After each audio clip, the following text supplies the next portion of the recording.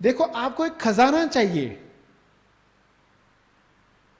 बड़ा खजाना चाहिए, और आप वहां जा नहीं सकते, तो आप क्या करते हैं? एक चोर अपॉइंट करते हो, जाओ मेरे लिए लेकर आओ।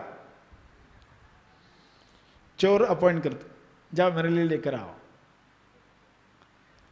और क्या होता है? चोर जाता है, वो लाता है, मगर आपके पास नहीं लाता है।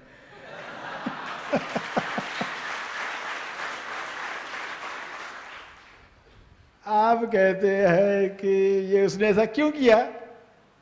आपको क्या कहा जाएगा? वो चोर था। क्यों नहीं करे? क्यों नहीं करे? तुम खुद ही तो कहते हो वो चोर को भेजा है मैंने। चोर को भेजा तो वो तो चोरी करेगा। फिर आप कहते मैं अभी ना एक ऐसा चोर ढूंढता हूं जो अलोभी है, अलोभी चोर, लोभ नहीं है जिसको। और पहले वाला लोभी था, वो खुद ही डकार गया, तो अलोभी चोर ढूंढा। अभी मिल ही नहीं रहा अलोभी चोर, क्योंकि अलोभी होगा तो चोरी करेगा क्यों?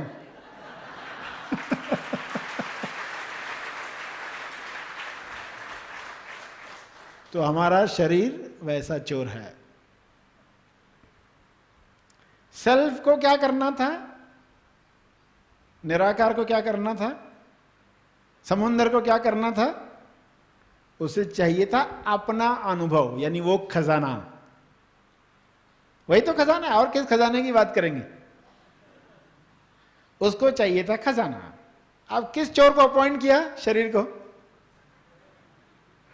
मनो शरीर यंत्र को अपॉइंट किया गया, जाओ इस अनुभव को अनुभव करने में मदद करो।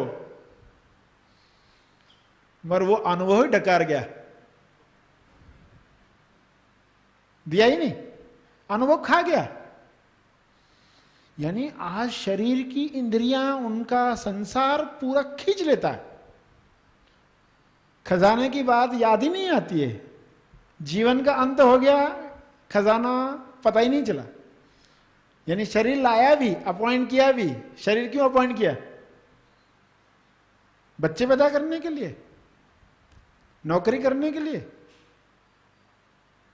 बच्चों के बच्चों को संभालने के लिए, स्कूल जाने के लिए, सब्जेक्ट सीखने के लिए। ये बोनस में है सब। ये तो उसकी क्वालिटीज बढ़ाने के लिए, अभिव्यक्ति के लिए।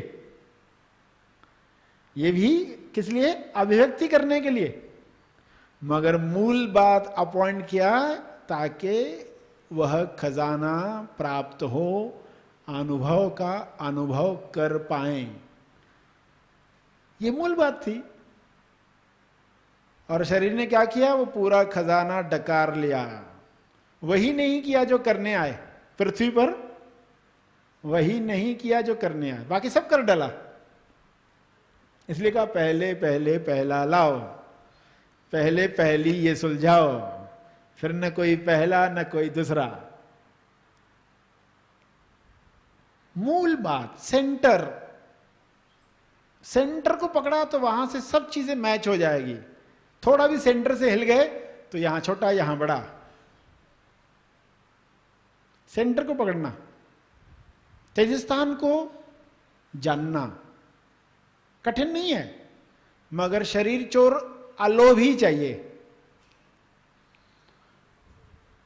अलोभी हो यानी वृत्तिलेस, टेंडेंसीलेस। पैटर्न तोड़ने को क्यों कहा गया? यानी अभी चोर को सुधारो, चोर को सुधारो। भेजने से पहले चोर को सुधारो, उसकी आदतें तोड़ो। किसी ने ऐसा शब्द कहा तो क्या बोलते हो? कौन सा प्रतिसाद देते हो? अग्र, उग्र, नम्र, सब्र, विप्र। कौन सा प्रतिसाद? गुस्से वाला कि प्रेम से ही? तो एक बार ये बात समझ में आ गई कि हम चोर को अलोभी बना रहे हैं। वो चोर ही नहीं रहेगा फिर, मगर हमारा काम करेगा। कबीर ने इसी को क्या शब्द दिया? चदरिया, झीनी झीनी चदरिया।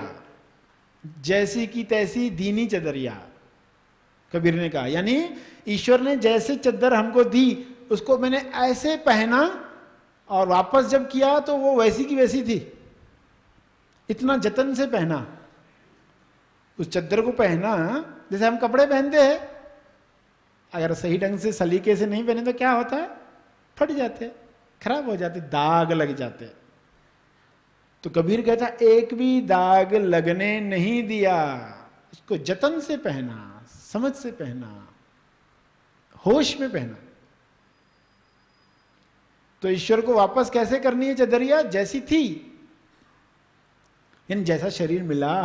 एक बच्चा कैसा होता है, निर्मल है, मल नहीं है, मल निकालने के लिए। तो जिन शरीरों में ये समझ आती है वहां क्या होता है, शरीर से मैल निकालने का काम शुरू हो जाता है। अनुभव मिला ना, अब खजाना पता चला। मगर अभी शरीर की आदतें क्या कर सकती है, वो चोरी कर सकती है। तो इसलिए शरीर पर भी काम होना, यानी शरीर को मंदिर बनाना है। शरीर को एक मंदिर तो बना ही सकते हैं ना, निराकार का मंदिर कैसा हो, निर्मल, मल नहीं जिसके अंदर, नफरत द्वेष की मल वो नहीं है। प्रेम जागेगा तो ये कार्य होता है, प्रेम नहीं है तो ये कार्य नहीं होता। सत्य के प्रति प्रेम, मां का प्रेम बच्चे के लिए जैसे तेज प्रेम, शर्त नहीं है वहां। बच्चा ये करेगा तो ही मैं उसको खाना खिलाऊंगी, बड़ा करूंगी, शर्त नहीं है, बेशर्त। तो बेशर्त भक्ति कैसे जगे, निराकार के प्रति बेशर्त, बेशक, शक नहीं है, बेहद, प्राइवेट लिमिटेड कंपनी नहीं है, हद नहीं है, अनहद, अनहद नाद जिसको कहा गया। तो हर रात ये होता है और इसी को ही समाधि में अनुभव किया जाता है। समाधि, समय आदि, समय के पहले, दुनिया बनने से पहले जो अनुभव था, शिवरात्रि के पहले जो अनुभव था, सिर में आने से पहले जो अनुभव था, उसी को ही कहा गया तेज ज्ञान आज की भाषा में। पुराने समय में सरस्वती, सरस्वती का अर्थ है क्या, जो सर से स्व में स्थिति करवाती है, सर से स्व में। एक ही शब्द में जवाब क्या है, सर से स्व में स्थिति कराए जो, वो सरस्वती। मगर ऐसा अर्थ तो हम लेते नहीं। सरस्वती का तो एक आकार, एक आकार आ गया ना, क्योंकि देखो आकार देने वालों ने भी मजबूरी में दिया। जिन्होंने भी आकार बनाया ना, किन लोगों ने बनाया, जिन्होंने आत्म साक्षात्कार प्राप्त किया। ये सारे त्योहार जो हैं आज संसार में किन लोगों ने बनाए हैं, सारी मूर्तियां किन लोगों ने बनाई, जिन्हें अनुभव मिला। उस अनुभव पर रहते हुए, लोगों की हालत देखते हुए, उन्होंने मजबूरी में कुछ आकार दिया। अरे कुछ तो स्टार्ट करें, कहीं से तो स्टार्ट करें, आगे आ जाएगा समझ में उनको। शुरू तो करें, वरना तो शुरू ही नहीं करेंगे। चलो ये सरस्वती का आकार ऐसा, चलो शिव का आकार ऐसा, कुछ तो लिंगी बनाओ, खाली कुछ तो आकार दो, वरना लोग नहीं समझ पाते। मजबूरी है आकार के साथ। यही निराकार को समझाना है आकार के द्वारा, मौन को समझाना है शब्दों के द्वारा। देखो मौन को समझाने के लिए मौन शब्द भी कहा तो भी मौन टूट गया। तो मौन को तो मौन से समझा सकते, इसलिए कहा शब्द जो अनुभव पर लेकर जाए वो शास्त्र है, वो ग्रंथ है, जो अनुभव पर लेकर जाए, वो वेद है, वह कुरान है, वो वेदांत है। तो ये सब बातें जब आपको पकड़ में आएगी, निराकार के प्रति प्रेम बढ़ेगा, क्योंकि वो आकार ही निराकार है।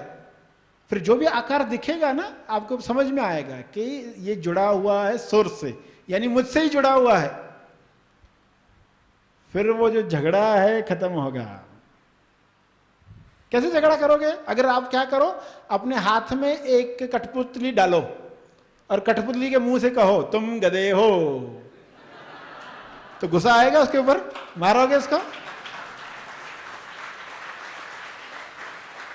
कहोगे ये तो अरे जुड़ा हुआ है, ये तो जुड़े हुए ना, दो नाव बात कर रही है आपस में, दोनों तो जुड़े हुए हैं ना एक दूसरे के, यही तो लीला है। इसको तो लीला शब्द का, जब कुछ समझ में नहीं आता ना तो कहते लीला, ये ईश्वर की लीला है,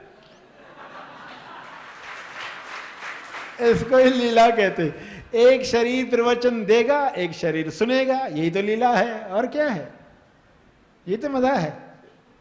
तो फिर दुख नहीं होगा, उसने ऐसा कहा, उसने वैसा कहा, हाँ ये तो होगा ही ना, यही तो अभिव्यक्ति है उसकी। एक के द्वारा बुराई की अभिव्यक्ति की, मगर अच्छाई को उठाने के लिए।